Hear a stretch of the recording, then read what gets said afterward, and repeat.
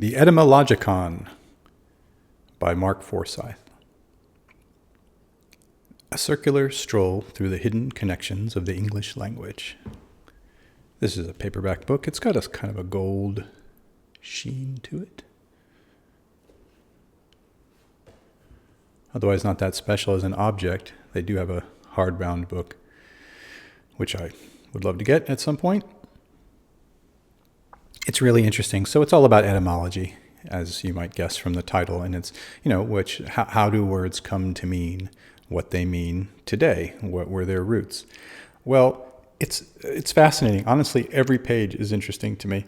I'm a sucker for this kind of thing anyway, but normally I kind of stay away from texts on it, popular texts, because I feel like it's filled with stuff that either I already know, I've heard before, or it's not done in a way that I think is great or whatever.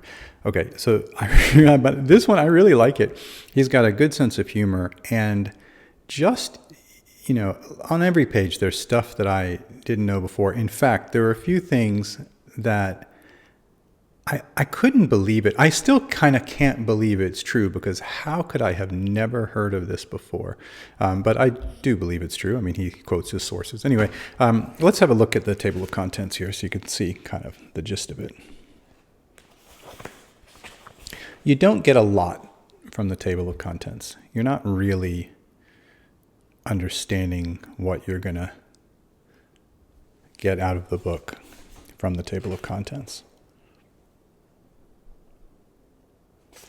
So some of it is busting myths. There's so many myths about how words got their meanings, where, it's an acronym for this. Or it actually came from when a guy lost his cat, or, in the river, something like that. And it's generally, there's a lot of nonsense out there, and so he busts sort of those myths. There are a couple of things that I found really amazing that I never knew before. He's got a section called Insulting Names. You don't know where you're going to get from that.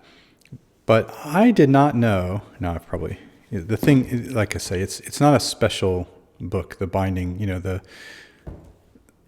spine is going to get cracked if you use it and that kind of a thing. So be it. Okay. The word, the word Nazi, apparently used to mean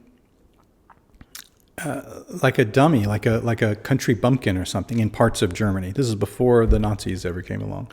Sort of a country bumpkin kind of person in some parts of Germany, and it actually came from the name Ignatius or something, like Ignatius. And they would say, sort of like people might say, there's, I don't know. This guy's British, and he talks about like an Irish person. The stereotypical sort of slightly, or maybe very much so, insulting name. The Paddy. Sort of a derogatory name. Well, they used the name Nazi. So when the National Socialists came around, that had this, this long German set of series of words that meant the National Socialists, some people, in order to insult them, started calling them Nazis, because they took the Na from national, we know where Nazi comes from, the National Socialist, but the idea that they did it on purpose to insult them was something I'd never heard of before. I'd never heard of them. I did not know that the Nazis themselves would never have called themselves Nazis. It's sort of like, if I think about American parties, maybe someone would call them the Democrats, or the Republicans, or something like that, and it is purely taking from their name to insult them. I had no idea about that. I had no idea at all, to the extent that it just seemed incredible that I would never have heard that before.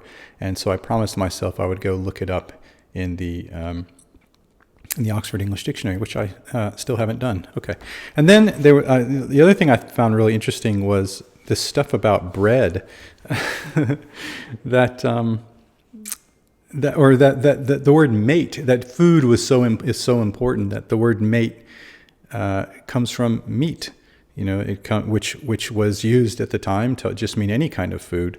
So you think of someone mating with someone meant to share your food or your meat with them, that kind of a thing. And companion, to be someone's companion, comes from the word, or at least is partially comes from the word for bread. You know, you like break bread with someone and you become their companion. Anyway, that's just two little examples. The book is absolutely packed with them. But not only is it fascinating, but he also has a decent sense of humor. Coming back in to point out something that I forgot to mention before, which is that at the back, what it doesn't have is an index, which is really, really frustrating to me. It really needs an index.